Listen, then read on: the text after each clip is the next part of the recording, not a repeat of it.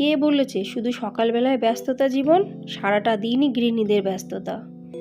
তা নমস্কার আমার প্রিয় ইউটিউব পরিবার, তোমরা সবাই কেমন আছো? আশা করছি তোমরা সবাই অনেক ভালো আছো, সুস্থ আছো। আমিও ভালো আছি। আমি সুপ্রিয়া, আমি তোমাদের সবাইকে আমন্ত্রণ জানাই নাসিকের ঘরকন্যা আরেকটি নতুন ব্লগে। যে যে প্রান্ত থেকে আমার ভিডিওটি, আমার ব্লগটি দেখছো, আশা করছি তোমরাও সবাই অনেক ভালো আছো। আর আমার বড় মেয়ে গেছে স্কেটিং ক্লাসে, ছোট মেয়ে দেখো কি করছে। তুইগুলো কি করছিস রে? কি ওটা? ক্লিপ কি করবি? তখন মাথায় ক্লিপ লাগিয়ে সাজুগুজু করবে। তুই এখন সাজগোজ করবি? 1 ঘন্টা ধরে চুল আশ্রিয়েছে, আধা ঘন্টা ধরে পাউডার মেখেছে। দেখো ওইখানটার অবস্থা, ওখান থেকে সরে যা, ওখানে পাউডার ফেলানো। সর ওখান থেকে, তুই সর। ওখানে পাউডার ফেলিয়েছে। কি আর বলবো, কিছু বলার নেই। আমার ঘুমে চোখ ফেটে পড়ছে, মানে এক জায়গায় বসলেই ঘুমিয়ে পড়বো। কিন্তু এই যে ছোটোটা এক সময় আসে, বড়টা এক সময় আসে।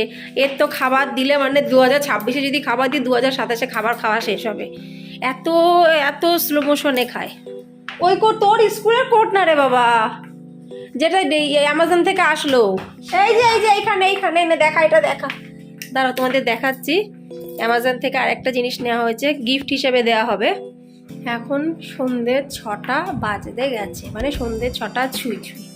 বাইরে প্রচুর বৃষ্টি, মানে আজকে সারা দিন ভোর বৃষ্টি হয়েছে। মানে নাসিকে বৃষ্টি কিন্তু শুরু হয়ে গেছে, এখন প্রতিদিন হবে অল্প অর্ধেক। এই যে মোদি কোটটা আমার বর পছন্দ করেছে, কেন কি এই কোট সম্পর্কে আমার কোনো আইডিয়া নেই। আর কেমন হয়েছে অবশ্যই আমাকে কমেন্টসে জানিও। আমি টিয়াকে বলেছি কোটটা একটু সুন্দর করে ধর, সে দেখো কত নাটক করছে। এরকমই হয়। যাই হোক, ঝটপট করে কাজগুলো শুরু করে দিই। কাজ কিন্তু অনেক আছে। আটা মাখতে হবে একটা, এখনো স্কুলের খাবারের টিফিনগুলো সব এখানে রাখা। যাই হোক, সময় নষ্ট না করে আগে গ্রসারিগুলো নিয়ে আসবো, তার লিস্টটা বানিয়ে নিই। এই লিস্টটা কিন্তু বানাতে প্রচুর সময় লাগে আমাকে দেখতে হয় কোন ডাব্বায় কতটা পরিমাণে জিনিস আছে, কোনটা এই মাসে আনতে হবে, কোনটা আনতে হবে না, কোনটা অ্যাডজাস্ট করা যাবে। তো সেই হিসাবে কিন্তু আমি লিখি। এমন না যে প্রত্যেক মাসে আমি সেম টু সেম জিনিস নিয়েছি, তা কিন্তু না।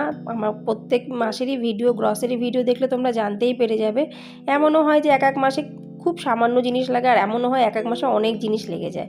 কারণ আমি যখনই জিনিসপত্র কিনি মোটামুটিভাবে 1.5 মাসের হিসাবে কিনি, কেন কি সব সময় যে 1 মাস পরেই কেনা যাবে তার কিন্তু কোনো মানে হয় না, বিশেষ করে আমাদের ক্ষেত্রে। আমি ওই জন্য ডাব্বাগুলো একবার করে দেখে নিচ্ছি। আর আমার মেয়েকে বলছি তোদের কি বিস্কুট আছে, কি হরলিক্স আছে আমাকে বল, সেগুলো লিখি লিস্টে।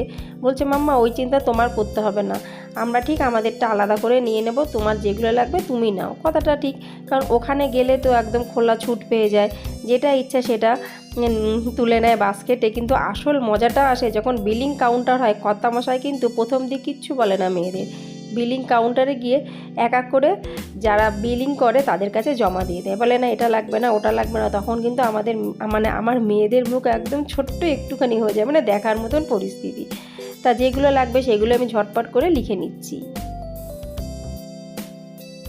এদিকে আবার জলের ফিল্টারটা খারাপ, সেটা ঠিক করতে আসবে। কবে যে জলের ফিল্টারটা ঠিক করতে আসবে আমি আদিতেও বুঝতে পারছি না। সে কবে থেকে ডাকা হচ্ছে, বলছে হ্যাঁ আসছি, বলছে এই তো আসছে। দেখা যাক, যদি আজকে আসে তাহলে খুবই ভালো হবে। তা আমি সবার আগে জানলাগুলো তো লাগানোই আছে, কিন্তু পর্দাগুলো আমি লাগিয়ে দিই সন্ধ্যাবেলার দিকে।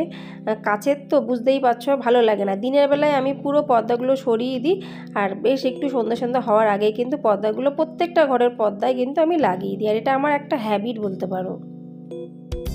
বৃষ্টি যতই পড়ুক না কেন, সময়টা হলো গরমকাল, তাই ভাবলাম যে ডাল করেছি, ডালটা একটু আগে গরম করিনি। অন্য তরকারি কিন্তু সেরকম একটা আমি গরম করি না, খাওয়ার সময় গরম করি, মানে রাতে খাওয়ার সময় বের করে অল্প গরম করলেই হয়ে যায়।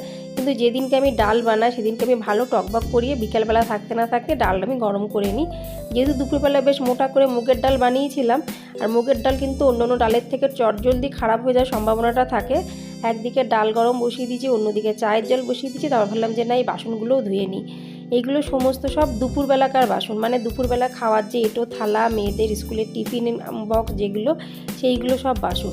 আর রাতের বাসন তো এখনও দেরি আছে, কারণ রাতের বাসনটা খুব একটা বেরায় না, কিন্তু একদম যে বেরায় না তা না। প্রতিদিনকার মতো আজও খুব সুন্দর দুটো কমেন্টস তোমাদের সাথে শেয়ার করতে চলেছি। প্রথম কমেন্টসটি লিখেছে বিধান মণ্ডল। বিধানমণ্ডল বন্ধুর কমেন্টস আমি আজ প্রথমবার পড়ছি। অসংখ্য ধন্যবাদ বিধান বন্ধু, তুমি যে আমার ভিডিও দেখেছো। আর বিধান বন্ধু লিখেছে যে খুব ভালো হয়েছে দিদিভাই, তোমার ভিডিওটি বেশ ভালো লাগলো।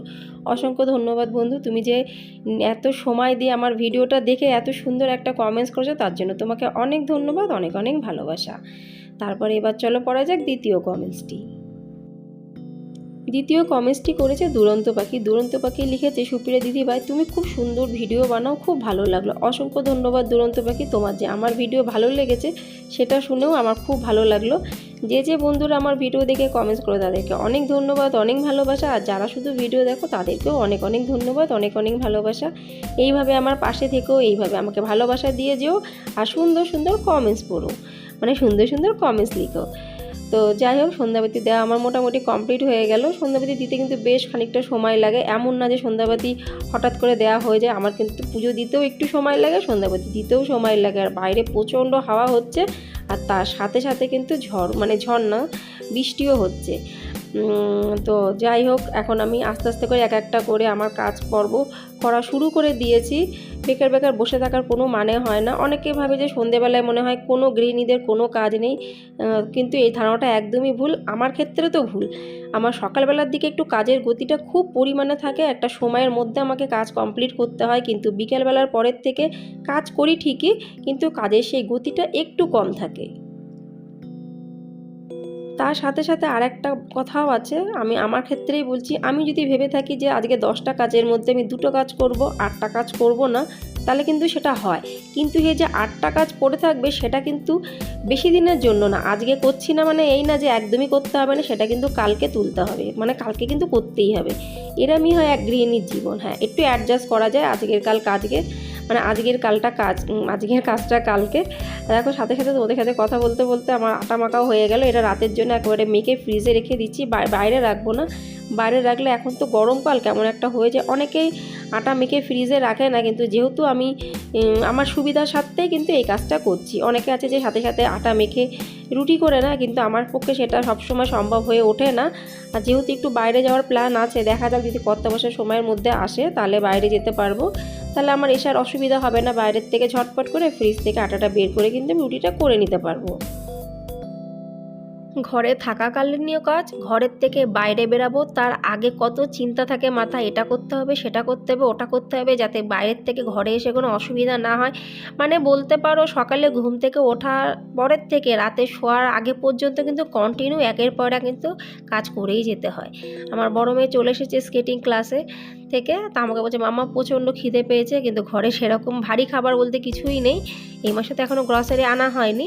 তাই আমি বললাম তাহলে মুড়ি মেখে দেবো চানাচুর শসা দিয়ে, খাবি? বলে কি না, মুড়ি মাখা খাবো না। তখন আমি বলছি তাহলে কী খাই? বলে তাহলে দুধ দাও। তো ওই জন্য দুই মেয়েকে দিচ্ছি দুধ। এদিকে চকোসও কিন্তু নেই, চকোসও ফুরিয়ে গেছে, নাহলে দুধ চকোস কিন্তু ওরা বেশ ভালোই খায়। আমি কোনো সময় চকোস পছন্দ করি না, কিন্তু আমার পছন্দ না, বাচ্চাদের এখন পছন্দটাই মেন। ওরা যাতে খেয়ে ওদের ভালো লাগে, ওদের পেটটা ভরে, সেটাই হলো মেন কথা। তা ঘরে ছিল হরলিক্স, ওই যে হরলিক্স দিয়ে দুজনকে একটু দুধ দিয়ে দিচ্ছি। এরা কিন্তু বিস্কুটও নেবে না। ওরা মানে হরলিক্সের সাথে ওরা বিস্কুটও, মানে দুধের সাথে ওরা বিস্কুটও কিন্তু পছন্দ করে না। যদি একটু চকোস থাকে চকোস পছন্দ করে, নাহলে শুধু দুধ। তোমরা যেমন আমার ভিডিও দেখলে দেখতে পারো, আমি যখনই চা খাই না কেন একটুখানি হলেও কিন্তু আমার হাতে বিস্কুট থাকবে। বিস্কুট ছাড়া আমি কোনো সময় কিন্তু চা খাই না, মানে চা খাওয়াটা পছন্দই করি না, ভাবতেই পারি না যে বিস্কুট ছাড়া চা খাওয়া যায়। আর যেহেতু আমি কালো চা খাই বিনা চিনিওয়ালা, ওই জন্য না বিস্কুটটা না দিলে যেমন মুখটা যেন কেমন একটা লাগে, কষ টাইপের লাগে। এবার আমার মেয়েদের একটু পড়তে বসালাম, ওদেরকে একটু পড়ালাম, ওরা পড়ছে, আমি তখন চলে আসলাম বাসনগুলো তুলতে। মাঝে মাঝে গিয়ে একটু খোঁজ নিচ্ছি, মাঝে মাঝে এখান থেকে চিল্লাচ্ছি, কী রে পড়া কি হলো? বলছে হ্যাঁ মাম্মা করছি তো। মানে সব দিকেই কিন্তু একটু না একটু চোখ রাখতেই হবে, নাহলে ওরাও ছোট মানুষ না, ওদের দিকে যদি একটু পড়ার দিকে নজর না দেওয়া হয় তাহলে কিন্তু ওরা ফাঁকি দেবে। আর এটাই বাস্তব, যেহেতু ওদের বয়সটা অনেকটাই ছোট, ওরাও ভাববে যে কখন একটু টিভি দেখবো, কখন একটু উঠবো, এদিক ওদিক ঘুরবো। তোমার সাথে এখন অফিস থেকে আসলো, আসার সাথে সাথে অনেক কিছু নিয়ে এসেছে, তার পুরো বৃত্তান্ত পরে বললো। আর কী নিয়ে এসেছে সেটা আগে শর্টে দেখিয়ে দিই। এই দেখো দুটো, এখানে 3টা আছে, একটা তো দিয়ে দিয়েছে, দিদির বাড়ির থেকে নিয়ে এসছে এই টপটা। আর এখানে এই যে লাল রঙের ফুল, এই দেখো, মানে বৃক্ষরোপণ হবে, মেন কথা হলো বৃক্ষরোপণ হবে। এই গাছ দুটো নিয়ে এসছে দুই মেয়ের জন্য, কালকে স্কুলে নিয়ে যাবে। আচ্ছা, তার সাথে সাথে বাসনপত্র এনেছে অনেক। বাসনপত্র কেন এনেছে এর পেছনে কারণ আছে, সেটা এখন বলবো না, সেটা পরে বলবো। বাসনপত্র মানে কিনে নিয়ে আসিনি, দিদির বাড়ির থেকে নিয়ে এসছে, আমার লাগবে তাই। আমার কাছে এত বড় বড় বাসন নেই।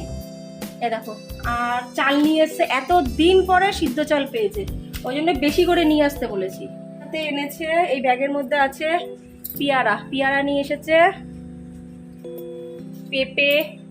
পেঁপে তো মনে হচ্ছে দির গাছের পেঁপেগুলো হেভি মিষ্টি, যদি ওর গাছের হয়। আচ্ছা,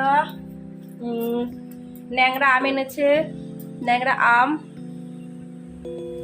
আর এনেছে পেঁয়াজ, আলু। আগে ফলগুলোকে বাস্কেটের মধ্যে রাখি। এর মধ্যে অনেক রকমের আম আছে দেখতে পাচ্ছি, ন্যাংরা আছে, তার সাথে আমার বৌদি বান্ধবী ওই পাঠিয়ে দিয়েছে তার গাছের কিছু আম। তার বাড়িতে তো অনেক গাছ, দিদির বাড়িতেও যেরকম আছে, আমার বৌদি বান্ধবী বাড়িতেও কিন্তু প্রচুর আম গাছ আছে। আর দুইজনের বাড়িতে কিন্তু কালো জাম গাছ আছে। আমার পুরনো ভিডিও দেখলে তোমরা জানতেই পেরে যাবে। তো সেইগুলোকে ঠিক মতনভাবে, যেগুলো একটু শক্ত সেগুলো একটা ঝুড়িতে রাখছি, যেগুলো একটু নরম গোছে সেগুলোকে আলাদা রাখছি, সেগুলো রাখা টুকা কমপ্লিট। এবার গাছগুলো নিয়ে বসেছি। কালকে স্কুলে গাছ নিয়ে যাবে 2 মেয়ে, পুরো স্কুল কালকে গাছ নিয়ে যাবে, শুধু আমার মেয়েরা না, কালকে একটু বৃক্ষরোপণ হবে। তা ওইগুলোকে আমি প্লাস্টিকের মধ্যে সুন্দর করে রেখে দিচ্ছি, যাতে সকালবেলায় উঠে কোনো অসুবিধা না হয়, মানে খুঁজতে না হয়। তাহলে বন্ধুরা, আজকে ভিডিওটি এখানে সমাপ্ত করছি। ভিডিওটি কেমন লাগলো অবশ্যই আমাকে কমেন্টসে জানিও। আর দেখতে পাচ্ছ যে কাজের কিন্তু কোনো শেষ নেই। যদি ভিডিওটি ভালো লেগে থাকে অবশ্যই লাইক, সাবস্ক্রাইব, শেয়ার, কমেন্টস করে পাশে থেকো। আবার তোমাদের সাথে দেখা হবে পরবর্তী ব্লগে। ততক্ষণের জন্য নমস্কার।